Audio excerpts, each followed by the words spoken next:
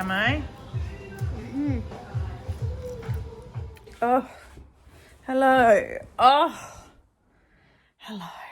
What a day I've had. It's 5 o'clock in the afternoon. I've only just started talking to you guys. This morning I said goodbye to my friend, which was wonderful, and just had the best time with her. I'm buggered. I did get to read a bit of A Complicated Kindness. I'm up to page 103. Hello, that's awesome. So nearly halfway through, really enjoying it, though nothing much is happening, which is strange for me. But there's some really great writing in here. Really, really great writing. You know, those lines where you're like, oh, that was good. Yeah, so I'm enjoying that. But yeah, I don't know what else I'm going to do for the day other than just sit here and read and watch BookTube. I mean, I've got to make pizza for dinner, but I mean, there's only so much cooking one can include in the vlog. You know what I might do? I might talk to you about a project that I've got on the go. Let's do that and then have something a little more interesting than pizza cooking and me reading. Okay. I'll just hang on a minute. I gotta get set up. I'll be back in a second.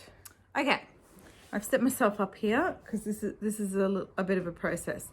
I saw, and her Instagram handle is Babbling Books, and on Instagram she was doing 30 before 30, so she wanted to read 30 books before she turned 30. I'm a little older than that.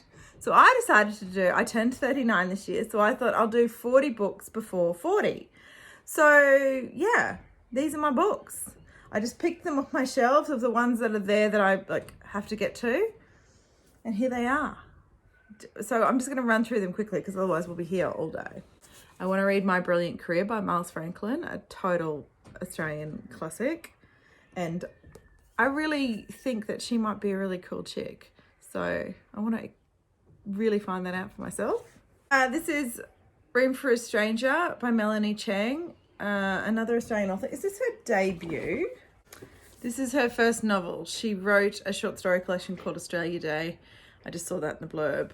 Yeah, just really interested to read her. She's been everywhere. This was published this year, I think, or last year. Anyway, it's blurred by Benjamin Law too, who I think is awesome. So there we go. I've never read this.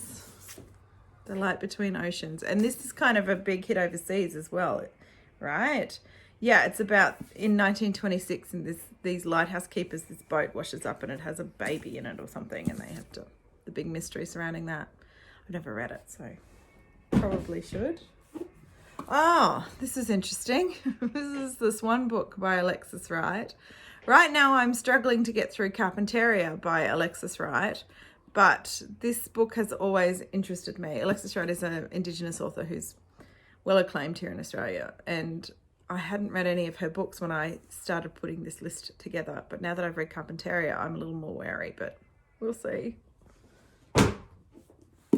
This is a book that's really from left field. This is an author who lives in the town that I grew up in.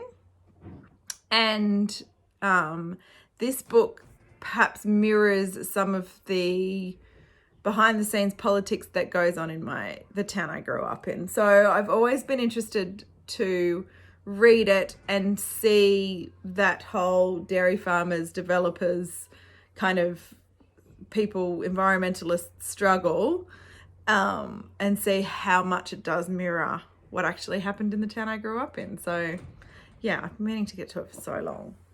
Oh, Mullumbimby. Melissa Lukashenko wrote Too Much Lip, which won Miles Franklin, Stella, won some big award this year. This is apparently better than Too Much Lip.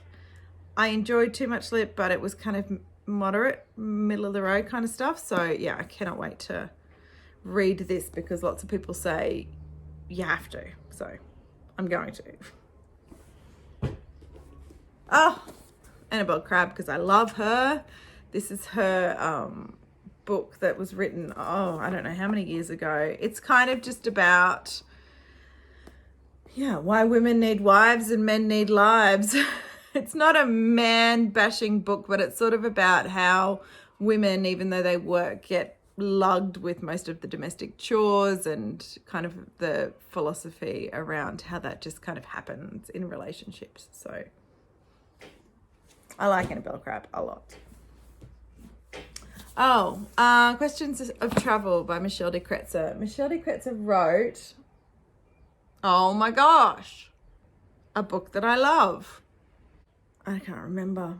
Anyway, I bought this because I loved that book, which I can't remember. It's like, ugh. Anyway, sorry. I'll link it. I'll do something to try and make it okay.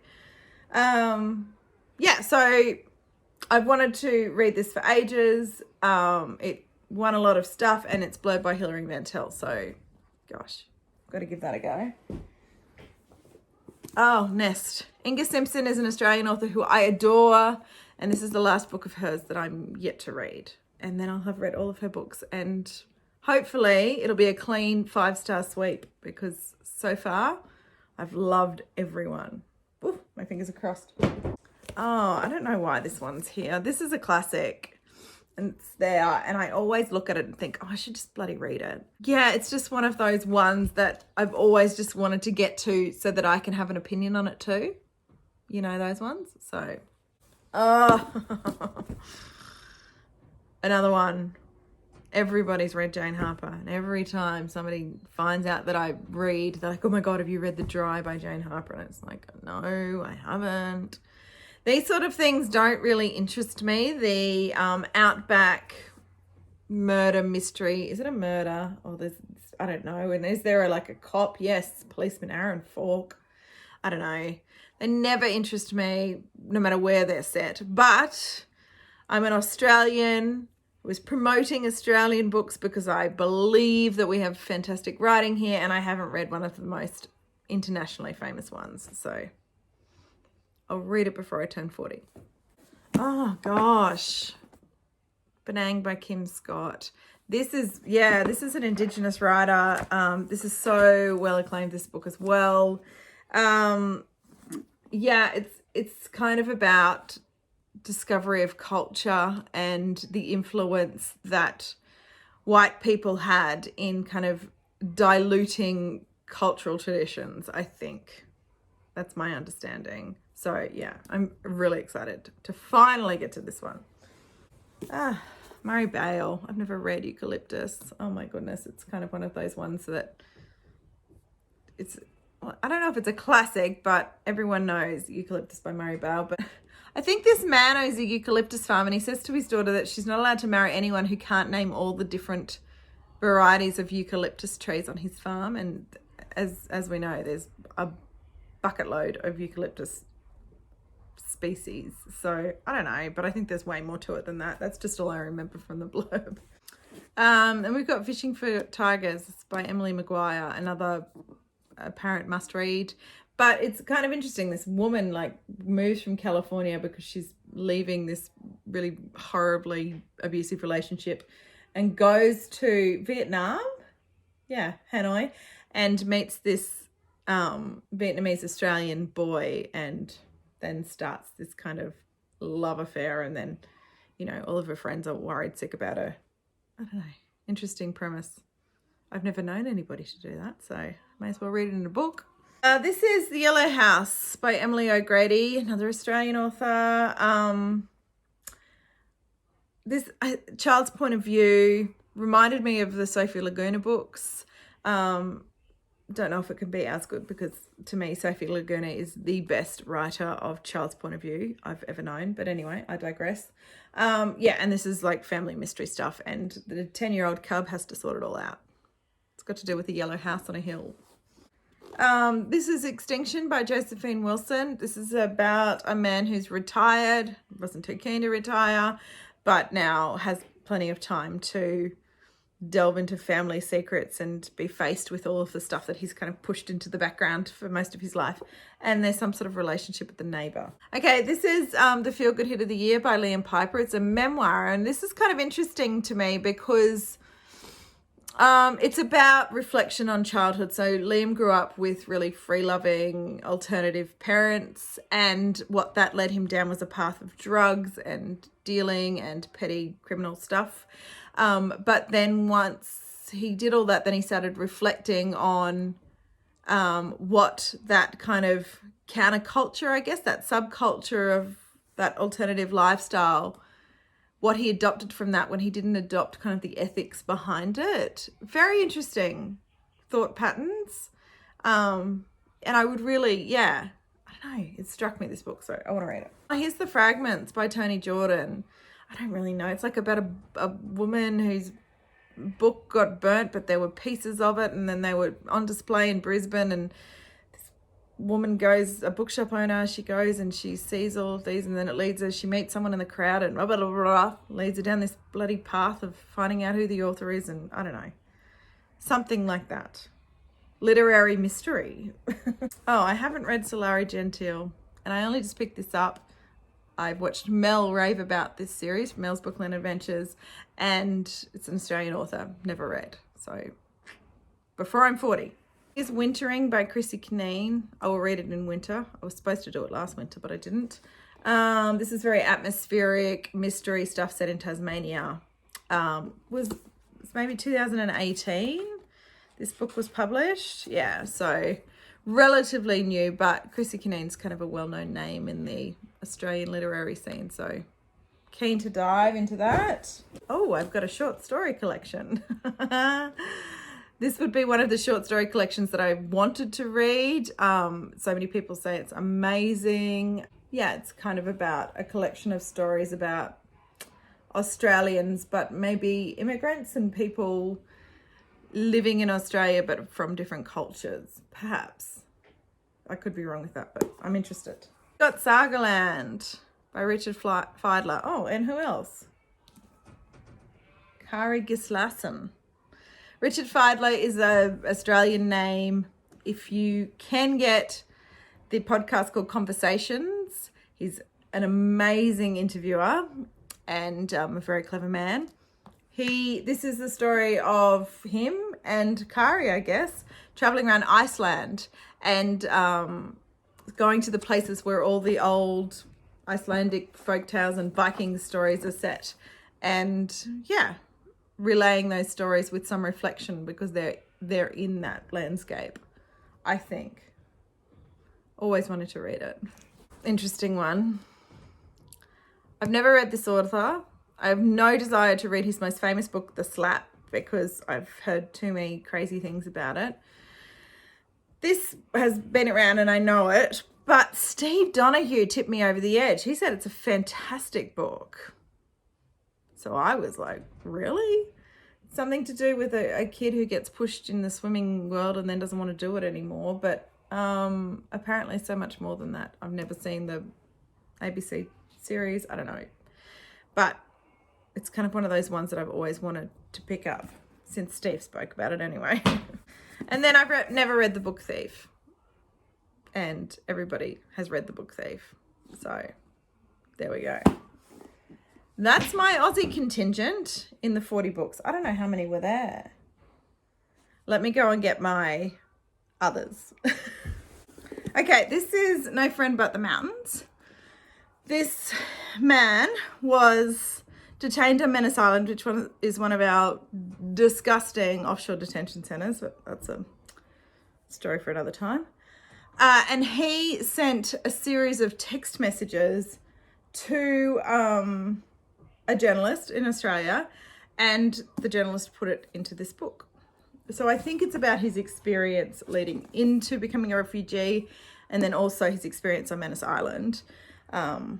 He's been everywhere. Anyway, it could be extremely devastating and sad, and that's why it's been sitting on my shelf for a long time, but before I'm 40. This is a New Zealand author. This is Mr. Pip. Something to do with this island that's at war, but a white man comes and becomes the teacher, and he reads Great Expectations.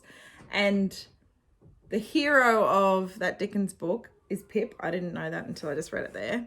And this little girl, Matilda, thinks that Pip is alive, and I don't really know how it all plays out, but yeah, the warring island and perhaps white colonization. I don't know. I've got an Indonesian author now. Beauty is a Wound. I think this is about, yes, so this is about a prostitute and her 4 daughters and her life. But what this is kind of about her life through independence and through Suharto and all of this, the stuff that went on in Indonesia and for Indonesian people. But I love Indonesia. Do you know that? Do you know? I used to. At school and at uni, I learnt the language and I used to be fluent. I would always like to go back and live there one day. It's a fascinating country to me. And yeah, if I can get my hands on as many translated works by Indonesian authors, I would love to. Is this translated? Yeah.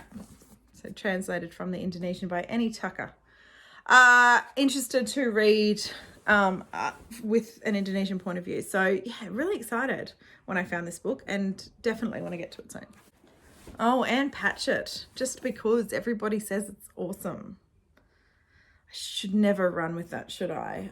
Anne Patchett is always one of those authors that I've always thought would be right up my alley. So I may as well give it a try and see if that's true.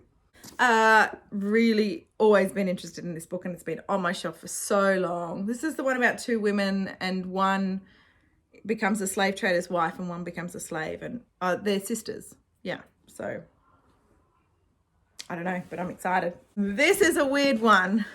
I follow Dawn Porter on Instagram. Her Instagram stories are spectacular.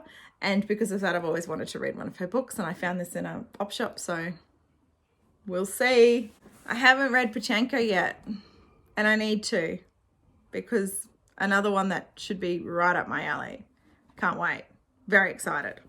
Another one I'm super excited about reading. I got this for Christmas from my family last year. And I haven't picked it up yet. So this might be a potential audiobook for me. Who knows? But I'm excited to fall in love with this woman, even more than I already am.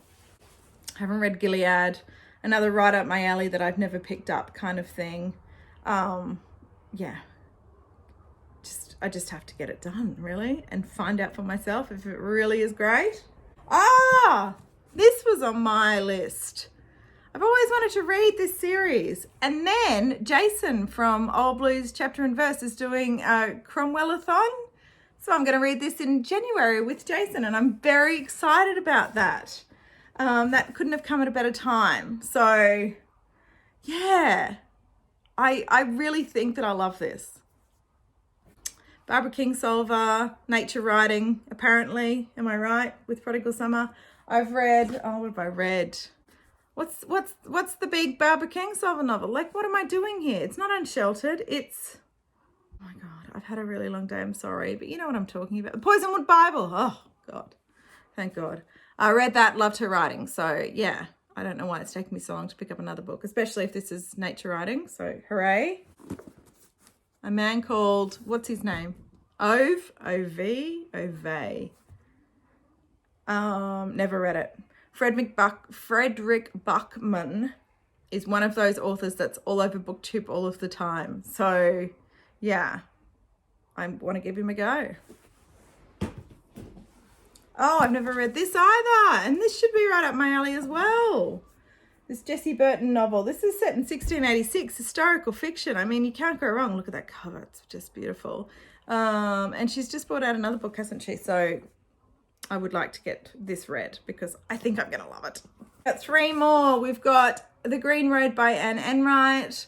I've heard this raved about by people that I respect on podcasts. And this is kind of family drama stuff set in Ireland. Am I in Ireland? I am in Ireland. So would love to read that. Sight by Jessie Greengrass. This was all over BookTube when I started watching. This is like a motherhood exploration stuff. And I'm a mother. Always thought I would like to pick it up. So yeah, here we go.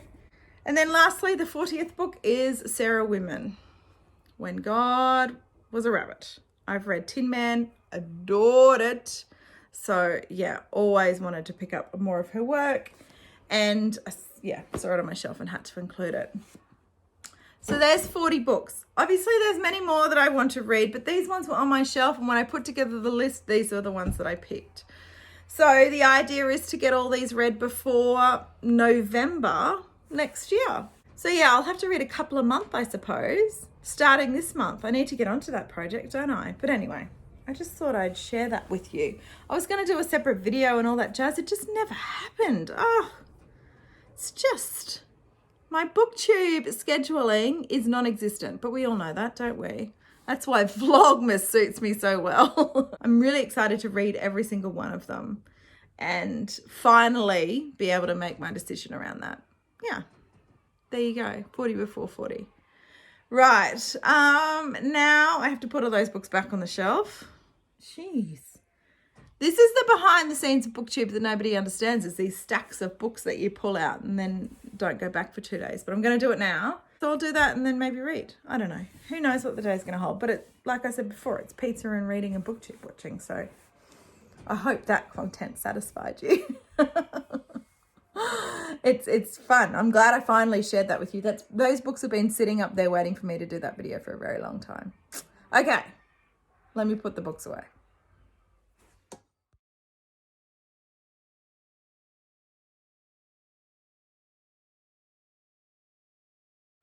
This gorgeous breeze has picked up this afternoon. It's been wonderful.